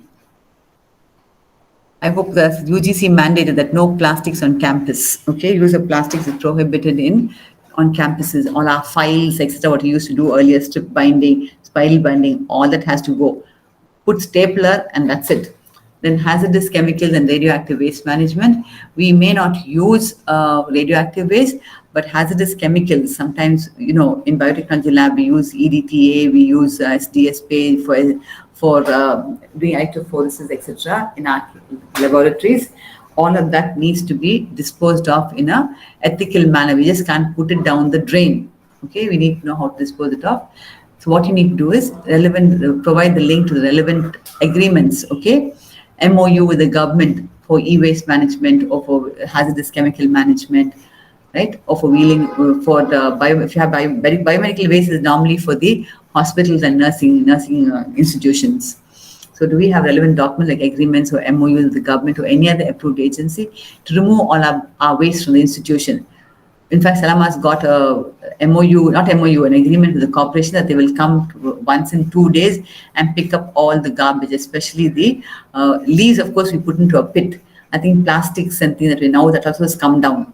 Then geotagged photographs of the facilities, any other relevant information you have to put it up. The next is water conservation facility available in the institution. Now, don't tell me Kerala gets rain for 3 months, right? And so we don't need to do rainwater harvesting. Remember, the earth has got only 2% of the earth has got potable water. I mean, if we can use for consumption, human consumption, 2% of the earth has got, there's only 2% of water on the Earth's surface, which is potable, which can be used for consumption. And hence, groundwater has depleted so much by overuse. Anywhere you go, we used to have open wells earlier, right? I remember in Banglore, huge open wells, that the Kerala stone, red stone with the hole cut to the mountainside. That just the same thing in Banglore. We used to build our wells with that, and all the time they used to water in the wells.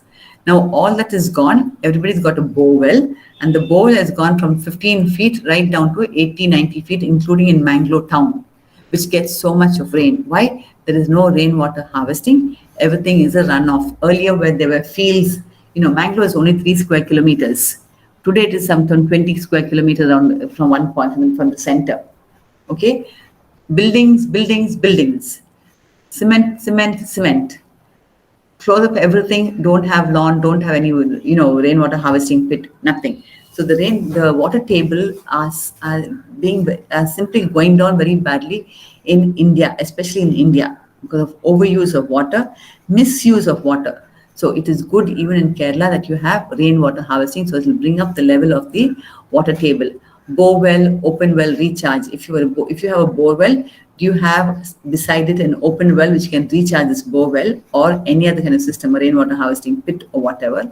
Then construction of tanks and bunds, especially colleges in the rural area, they expect you to construct a tank and a bund. And I want to say this, in this college, St. Claret College in Zero, Arunachal Pradesh, I was so zapped. Not only them, I went to Don Bosco College, St. Anthony's College, Shillong. So first I tell you about this St. Claret College in Zero, Arunachal Pradesh. That's somewhere up in the mountains. All their water is runoff. It simply goes down the hill slopes, and they can get water, but most of it goes downhill because they are on the hilltop. What the fathers have done is they have built a huge basketball court, and beneath the court is the basketball court is this rainwater harvesting tank. It is the size of a basketball court, some 22 meters or something by some dimensions he told me one day. But I saw it myself. So they harvest the rain, all the rain. They get so much of rain, Arunachal. They harvest all of that, and that they use for plants. They filter it and use for drinking, and they use it for their bathing, etc. So much of water. So it's just amazing that the size of their tank which holds the water. Same way, I think they've done some bunding in the lower regions, in the villages lower down, so that there's water in front of the villagers. The other one, the same thing I saw in St. Anthony's College. They have an extension campus in a place called Jowai, and Jowai is where I don't know if you remember, not December 2020, it's December 19. There were 22 miners who died in Jowai. What happens is there is so much of coal in that belt of Jaintia Hills. Okay, I think that's West Jaintia or some that way. So in Jaintia Hills, there's so much of coal, and so it is illegal mining that they're doing there. They will go down a shaft about not even 50 feet, sometimes 100 feet. They will go down just using a small kind of a pulley and a kind of a basket thing made of iron. They get into that and they go down these single shafts into the earth and then do illegal mining. So below every hillock, if you look at it, has got small holes everywhere. You'll wonder what they are till somebody explains to you. These are the open mines in Jowai, and in December of 2019, about 22 of them died there because there was a sudden flooding, right? Flash flooding in this area, and all the mines got full, one part of Jowai Hills, and so 22 of them died, right? And problem is, nobody knows who goes inside when. But what I want to say is that this institution, because of this perennial problem of the earth for them is all coal, so the water is clean, but it has got that coal taste in it. And so what the fathers have done is, they have again put a huge basketball court below which they built like a sump, and they store their water for drinking purposes. The other water they use for the regular water from the ground, borewell water. Although it's got that the coal taste, they use it for bathing, etc. They say it's clean, nothing wrong with it. So I'm just talking about the construction of tanks and bunds if you have to do rainwater harvesting, wastewater recycling. I just spoke about this a little earlier, how we recycle our wastewater. Students just will open the tap, let it run. All of us got into this habit of opening a tap and things. So the amount of water we waste in institutions, because you're not buying it, we don't realize. Whatever it may be, whether we have much in Kerala or in another state, we cannot waste water. And how do we recycle it? In fact, in Salamadas College, all the bathing water, students when they bathe, that water it goes through a recycling process. They do flocculation, they do sedimentation, and then the water which you get out of that after recycling is used for toilets, to flush the toilets. So that is, and they've got different kind of plumbing system. So you can do that if you have hostel, etc., or even in the campus for the toilets, you all can do this. Then maintenance of water bodies and distribution system in the campus. Make sure that all the taps are done, they do not leak, pipes don't burst, pipes don't leak, the sump is not leaking, or the overhead tank is not leaking. So maintenance of all of this and the distribution system in the campus. So if you have all of this, well and good. If you have some of them only, you can better them by, investing in these kind of things in the institution, right? Then the next one, for this also you need geotag photograph or videos of the facilities, any other thing. Geotag photographs with caption, okay, is what you have to upload. Then bills of purchase of whatever equipment you have bought, any other relevant proof for the selected option, and green audit reports on water conservation by recognized bodies. So you have to do a green audit on water conservation. Actually, when you do a green audit, they will do on the plants, on the water, on the energy, 3, 4, 5 things they'll do audit on. So green audit, report, get an audit done, green audit done, and then ask them to do for water, for energy, for electricity, whatever, all of that. Recycling of compostable material. The next is Green Campus Initiatives, which include restricted entry of automobiles. You allow, I do not know why they have put this. In our country, we do not do, carpooling. I have seen that in St. Albert's. 3, 4 faculty members coming from some far off place, they all club together and come. 1 week, one person's car, next week, next person's car, 4 of them come in the same car. They go back also together. They all finish their work. They have decided we will go back at 5 o'clock after all of us finish the work, whether we have meeting or not. 5 o'clock, they go back together in the same car. Next week, another person brings his car and he drives and brings the other 3 with him. So I thought it was wonderful. I really thought it was really wonderful. So then restricted entry, all students need not come on bikes. Right? We actually, believe me, when I started teaching, somewhere in 87, I bought my first bike. But at that time, only the librarian, she was also NCC officer, she had a bike. And we had one more lecturer called Sharon, who's now in Australia. She had a bike. And my former head, Dr. Nuna, had a bike. They had a moped had just come, a TVS moped. Nobody else had bikes in that institution. A few staff members had cars, the rest of us would come by bus. But as the years went by, then I bought a bike, and 1 or 2 others also got bikes. Now, if you look on the campus, there's some 400 or 500 bikes out of our 5,000 students. So you can imagine the amount of space that is taken for parking, the amount of consumption of fuel, and the amount of pollution that we are causing. So it is good to let students come by public transport. The government is making things. You'll have metro system. I don't know whether you'll have in Alapura, but in Cochin, they have metro system. Let them take public transport or get them to walk. Young people need to walk. Even bicycles or battery power. Now, a lot of battery powered vehicles are coming. The idea of using battery powered vehicle is to cut down on emissions, okay, of fossil fuels. Then pedestrian friendly pathways inside the college. Pathways should be lit up, especially for in the evenings, etc. And also should have signposts for the blind. If you have braille, I saw this in St. Xavier's College, Bombay. All that they have a whole section for visually challenged students. They have a lot of visually challenged students in that college, and they have one. I forget his name. One of the professors, he also visually challenged, but he has developed so much of software for the students, and on all the rooms, the doors of the, at the entrance of all the classrooms, just above the handle, okay, the students know this, above the handle, they have in braille the classroom number. So when I was there, I was wondering what these students are doing, the blind students are doing, they're touching the door. I thought they were trying to open it. So I tried to help one student. Then She said, no, don't do that. I'm looking for the room number. And then I realized small little green tag on the door in braille. So the student knows which classroom she's going into. It was just amazing how well they have adapted their institution for visually challenged students. Ban on the use of plastic. You have to have a document for this, which is the UGC document. You can use it. Not only water bottles, but also files, as I told you, this spiral bound things, etc. Please ban plastic on the campus. NAAC does not take, or it doesn't go well with NAAC. Then landscaping with trees and plants. Okay, this is another joke. I went to another college for auditing. And what do I see? They have painted all their trees 6 feet and below. Blue color and white color, like Mamta Banerjee. Blue and white, all the trees are painted. I was so angry because as a botanist, I realized trees breathe through the lenticels in the bark. The bark of trees has got, they have splits in them. If you look at it, the bark peels off sometimes. But inside there's some air passages for breathing for the trees, for the cells.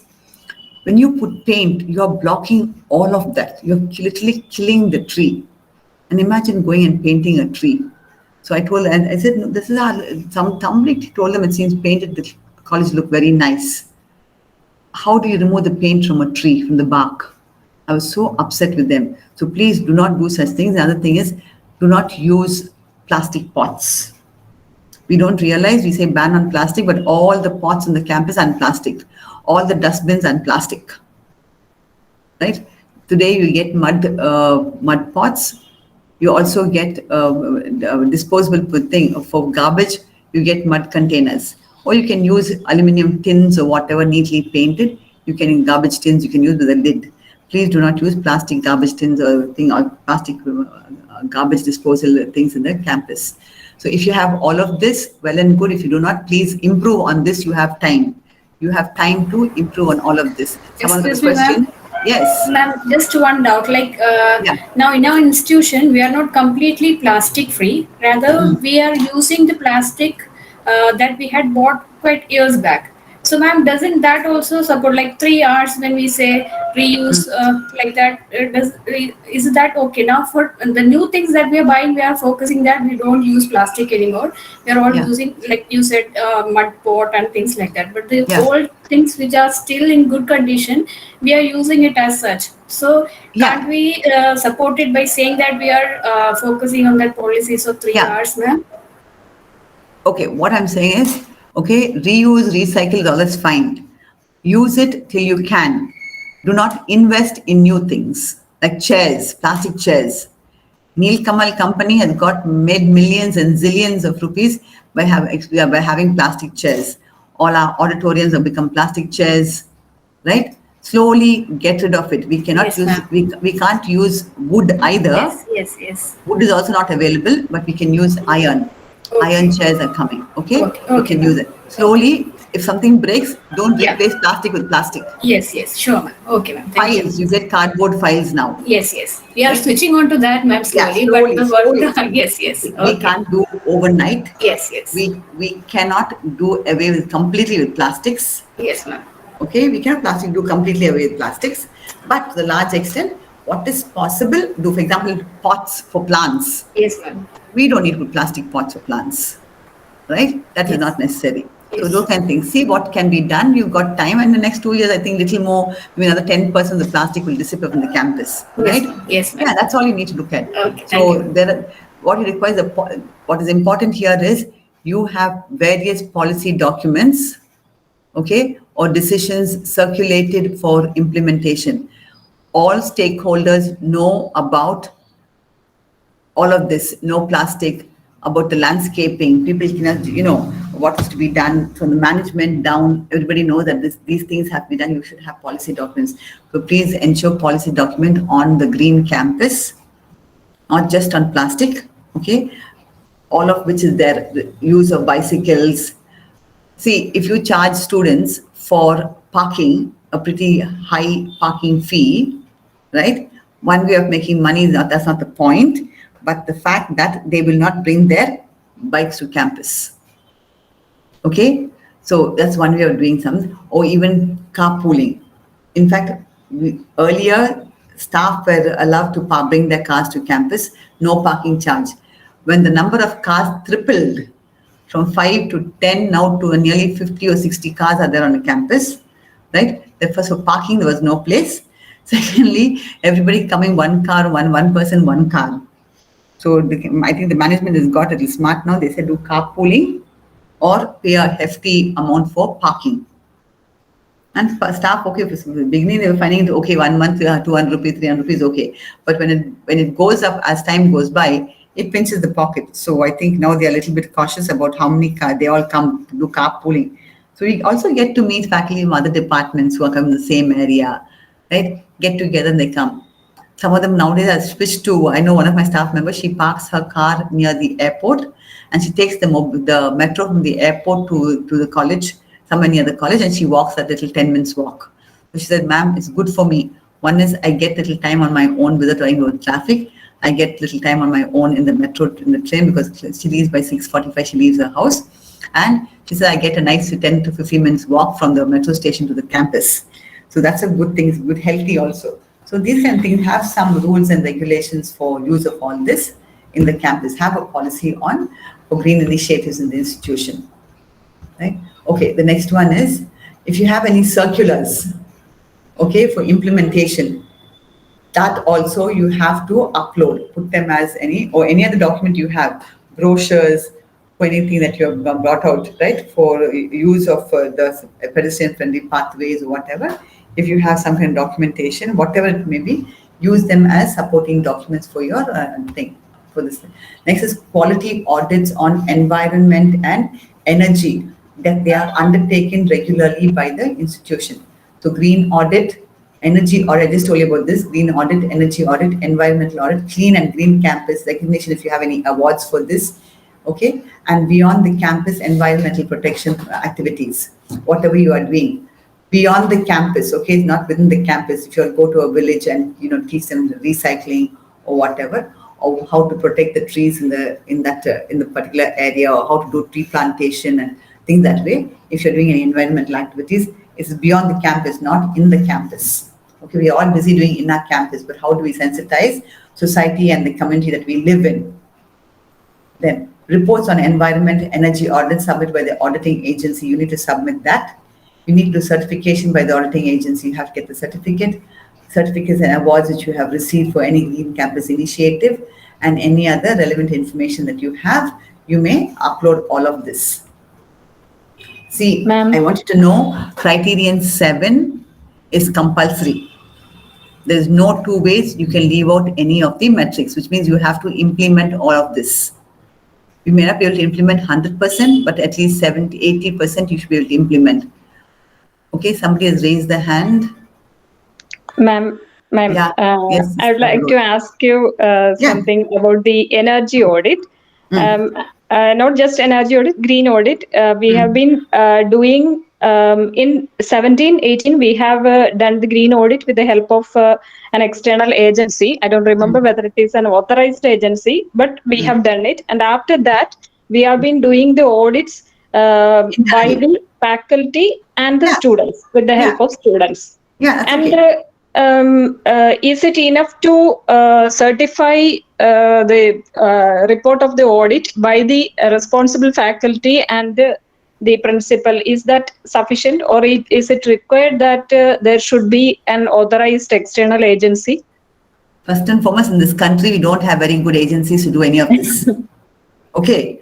Each one thinks that they know too much. If you all are comfortable with what you all have done and done a good job, done a study of what needs to be done and how it needs to be done and done it, and you have the report plus the parameters that you have taken. Like, for example, when we are doing academic audit, we give a manual, we give a huge questionnaire. So if you have that, right, of how it was done, what is the process? If you put on a policy on that, the college will be doing an audit, and this will be the process, and it'll be done in the months of this and this, and these people will be in charge. Okay, audit will be done every year at this period, or whatever. It will be reviewed, and action will be taken against whatever we are defaulting in. That's more than enough. They don't say you should do an external agency for any of these audits. Yeah, Green Initiative Committee of our college was having a doubt regarding that. That is why. ask NAAC to tell which agency is doing this. Doing a good job of it. They don't say anything. They don't say anything. They don't expect us to go, everything to be given outsourced. Right? They also know nobody's doing it. Yes, ma'am. Okay? Nobody's doing a good job of it. Now I know FICCI, they are training some people into green auditing. So, but they're not yet reached there. The people need to have an idea. First and foremost, you ask people what is so many watts, so many watts, the bulb is so many watts, or between CFL and LED, they won't know what's the difference and how much of energy consumption, energy usage and energy, saving, right? So all of the carbon footprinting, they won't know anything about it. Right? So it's good to, you all can do it yourself, provided these people have been trained somewhere or have the knowledge to do it, and that knowledge is shown in the audit, in the way the report is written, etc. Okay? Yes, ma'am. Yeah.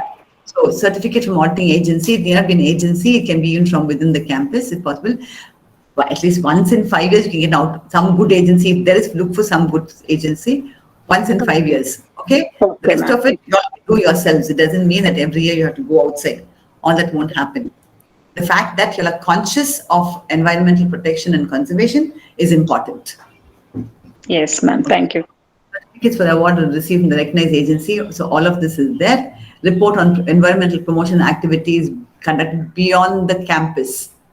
Okay, so if you've done some environmental activity, say constructing a tank or something in a village close by, or something, whatever you have done, planted some trees along somewhere to mitigate, sea erosion or things that way, right? Can be counted beyond thing and which will help the environment.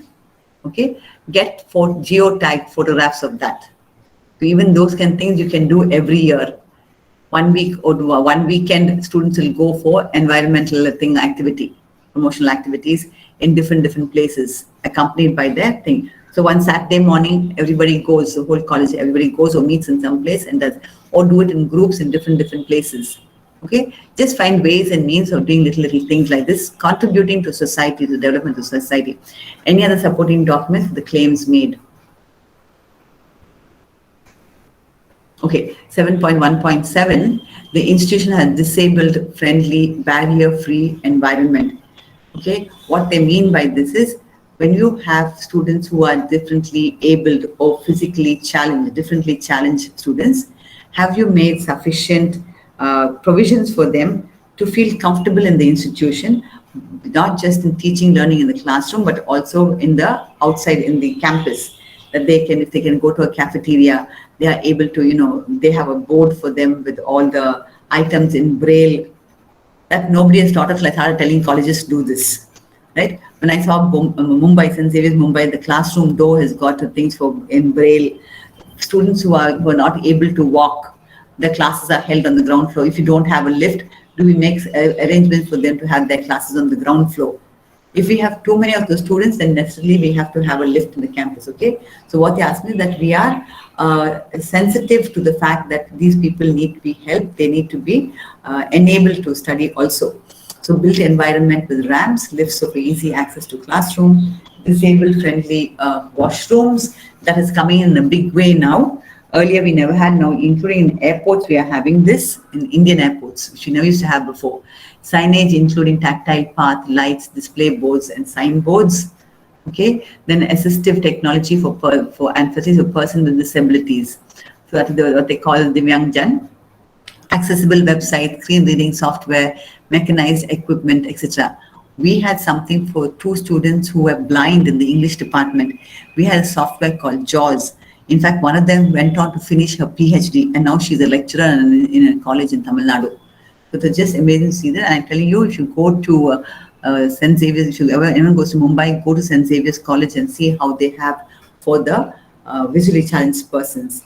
So if you have scribes, some of these students are, they have a cerebral palsy, they may come on a wheelchair, some of them are lame. So do we have, and some of them may not be able to write, they may be deformed in their hands or may not be able to write. Do we have scribes for them? Do we allow them, how do they access the websites? Do we have enough software for them? So these are things that we need to take care of. Even 1 or 2 computers should be made available for those, especially those who are visually challenged, slow learners. We had one girl My God, but she finished her MA.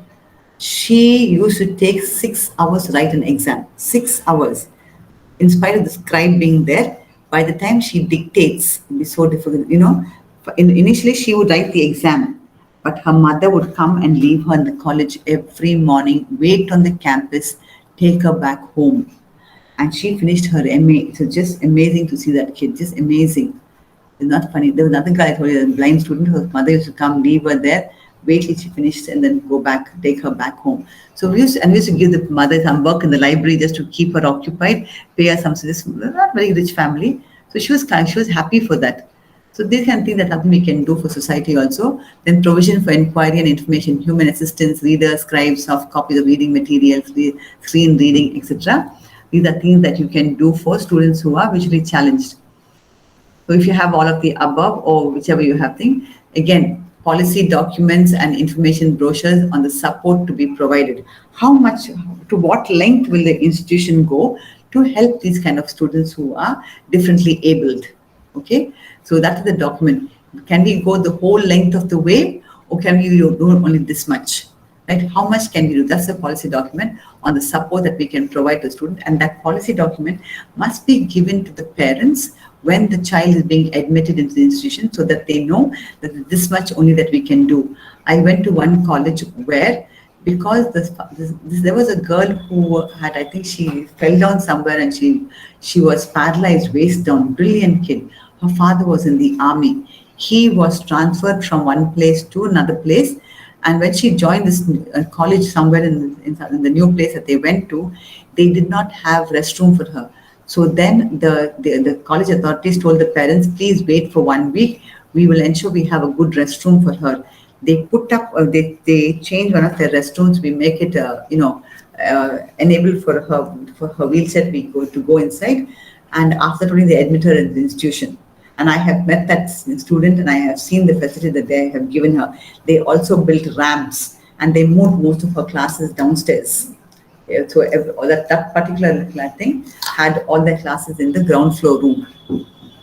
So this is it. So policy document and information brochures you need to have to be given to the parents, especially for the visually challenged, for those who are, got cerebral palsy, who are slow learners, etc. You may have autistic kids, right? Kids who are not able to hear, deaf and dumb, people who are not able to express themselves well because of some inability, stammering, etc. Then bills and invoice, purchase order, AMC in support of the facility. A restroom should include specific requirements of the Divyangjan for use of the toilet. As I just told you, they must have certain facility in the toilet. It's just not a toilet where there is no step and they can take their wheelchair inside, but they need to have the grab bar, a bar where they can hold and lift themselves up and put it down. Also for water, use of water, and the ease with which to use the water and the toilet paper, whatever, okay? So all of that needs to be in place. Somebody needs to look at it and get it done. I don't know what they all have, but it can be done. Brief report and facilities provided for inquiry and information.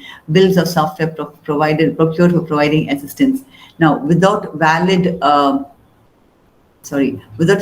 proof for the option selected, the claim will not be considered. So whatever, normally, if you buy something, we keep the proof, right?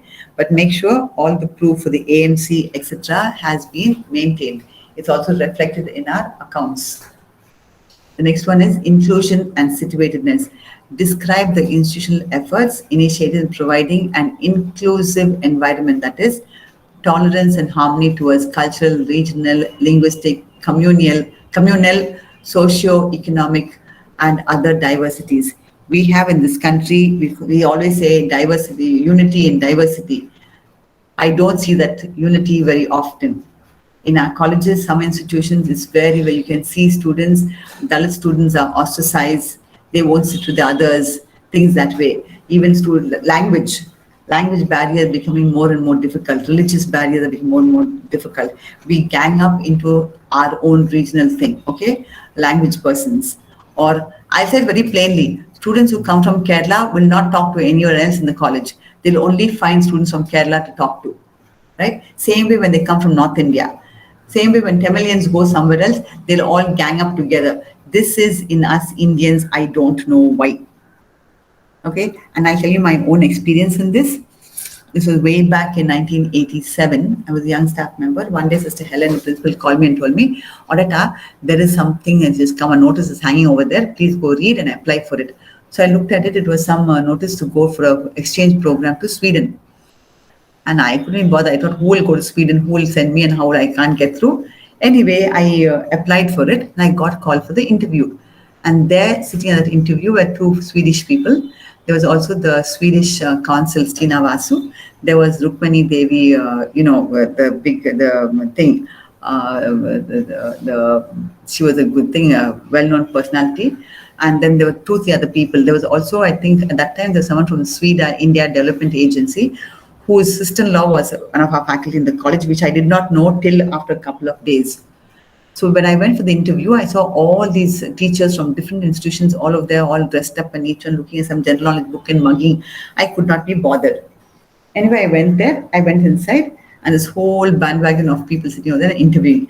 And first thing they asked me, they said, you have a very unusual name. I said, well, I can't help that. I don't know what I told them. And then after so much querying, they found it. They asked me, where are you from? So I said, I'm an Indian. And because most people don't believe I'm an Indian, including the passport or, in the airports. So I said, I'm an Indian. They said, you're an Indian. A Swedish guy told me, he said, you're an Indian? I said, yes, I'm an Indian. He wouldn't believe me. I said, I'm pure Indian. But from where are you? And I said, I'm from Banglore. That is what got me through. He said, everybody who came first spoke that they were Tamilian or they were from this place or that place. They did not identify themselves as Indians. And I was so taken aback. And I knew of this only after I was selected and somebody told me you have been selected. When I asked them, well, what is the basis of selection? They said the only thing was you stood up and said you are an Indian. And I think that is something we have, this Indianness we have to put into our young students. Okay, to say, don't say I'm from this state, from that state, whatever. So what is the institutional efforts and what we make to bring about an inclusive environment in our institution? Yes, we celebrate different days. We celebrate, Onam, we celebrate Pongal, we celebrate Sankranti, we celebrate something else. That's all fine. But how much do we respect each other? What are the efforts we make so that there's harmony?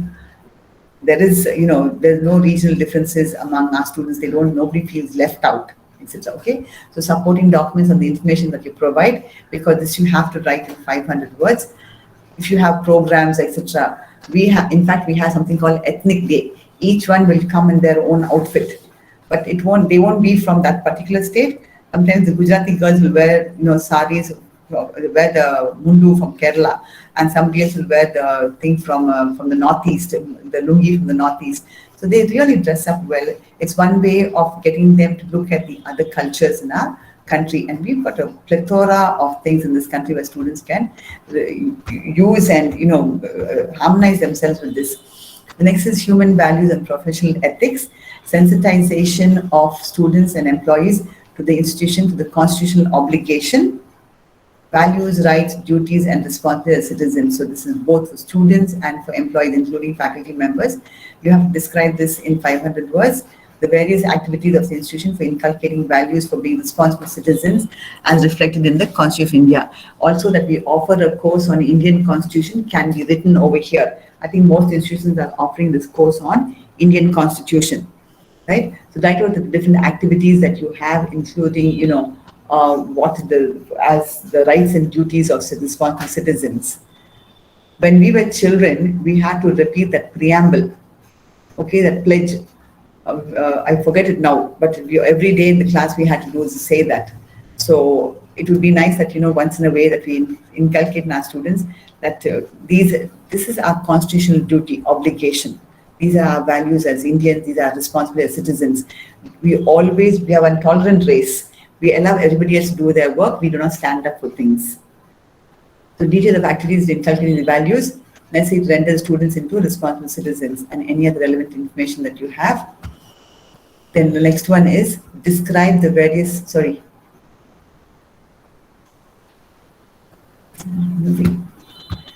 Okay, the institution has a prescribed code of conduct for students, teachers, administrators, and other staff, and conducts periodic programs for this. I guess you have a code of conduct which is displayed on your website. I have not seen it, but it would be nice that you have a code of conduct which is displayed. It can be password protected for staff 1, for students 1, for the others in the office and other staff members have a code of conduct. For the lower staff, supportive staff and administrative staff, maybe you should have it in the vernacular, right? And allow them, show them how to use it on their website and to give them a copy of it, etc. And we conduct periodic programs in this regard. So there is a committee to monitor adherence to the code of conduct. I think this is a thing of the management, right? And also the responsibility of the, the head of department, or the principal, that teachers, administrative and supportive staff and the students, they adhere to the code of conduct of the institution, whatever it may be the code of conduct. It must be a written thing, code of conduct, not simply verbal. You can't say, no, you can't, this can't be done, that can't be done. In fact, in Salamas College, we have a contract signed by the student and the parent of the do's and don'ts. At the time of admission, they sign that up and they have to abide by it. If they don't follow it, the parents pulled up, they're either suspended or they're given a TCA, depending on the kind of thing that they have committed. So institution organizes professional ethics programs for students, teachers, administrators, and other staff. Please put today's professional ethics program as one of the programs. Okay, so annual awareness program on code of conduct are organized especially for the students. So if you have done all of this, if you have not done, please do it. Then you can, write the policy document for it and the details of the monitoring committee, what do they do, what's their composition, the minutes of the committee meetings, etc., in support of the claims. And any other relevant information, the policy document on code of ethics, which needs to be put up on the institution's website, proceedings of the monitoring committee, the minutes, the attendance, etc., any action taken, reports, whatever, geo-circulars and geo-tagged photographs, including circulars when you announce for announcement of meetings, right? Then documents showing code of conduct for students, teachers, etc., okay, by the competent authority. So one is a policy document and the document on code of conduct, actual code of conduct, one document. The policy document to say, who drew it up, what does it imply, what does it mean, when can be changed, amendments, whatever, etc.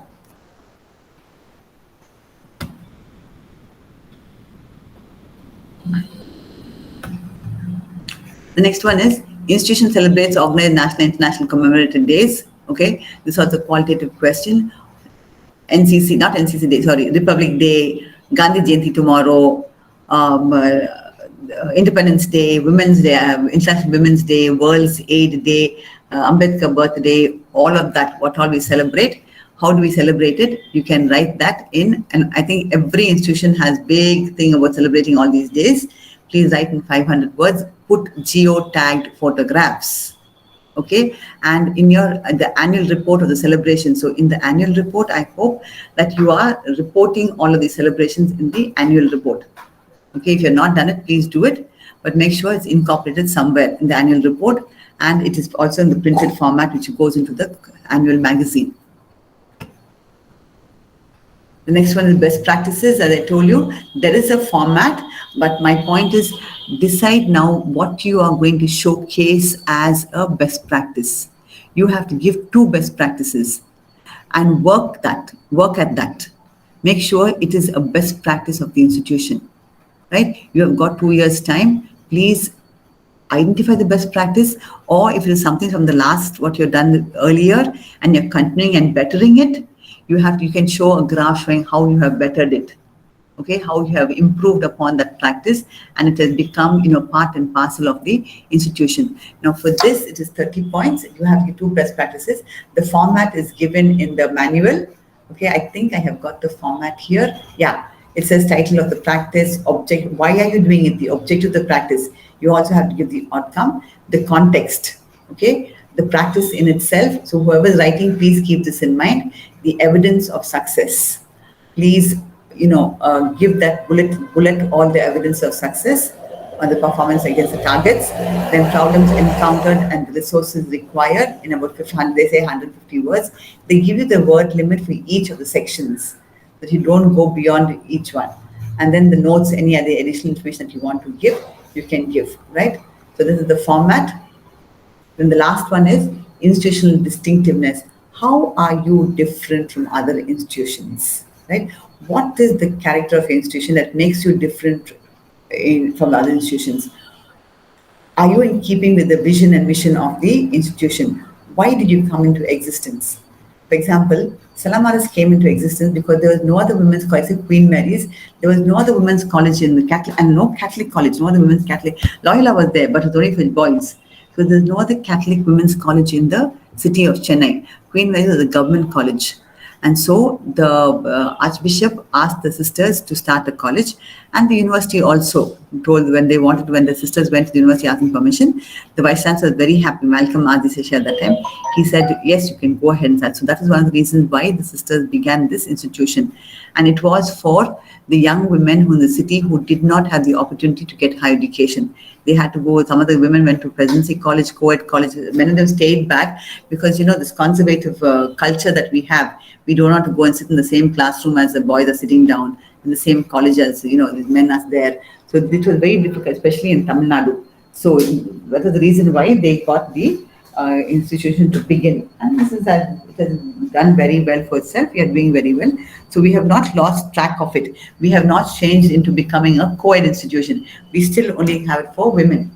So you can write this in about 1,000 words, the character or the reason for one thing of coming to existence, the vision, mission, what is the nature of the stakeholders, the sisters who are, and the teachers, all of them are women, whatever, and the empowerment of women that takes place, your access to resources, the cultural, all of this you can write in about 1,000 words, so 20 points. This is also one metric which you cannot give up on. So with this, I'm sorry, I'm taking 7 more minutes of your time. Ma'am, just a small doubt, ma'am. Even this institutional distinctiveness, it cannot change too much, no, ma'am, from year to year. No, it cannot. No, it cannot. No, it cannot. Okay. No, it cannot. Okay. You may make it better. Yeah, But you okay. cannot, So basically the same thing of why you started it. Yes. What is the mission? Right? What is the vision of the founding sisters or whoever? What is this mission? Have you fulfilled that mission, or how much of the mission you are able to fulfill? Things that way. Okay. Okay, ma'am. Thank you. Yeah. Thank you so much for the efforts you have put in for us. So thank you, ma'am. Thank you so much. We'll keep in contact, ma'am. Yes. Again, I need to schedule Yes. a session for criterion 6.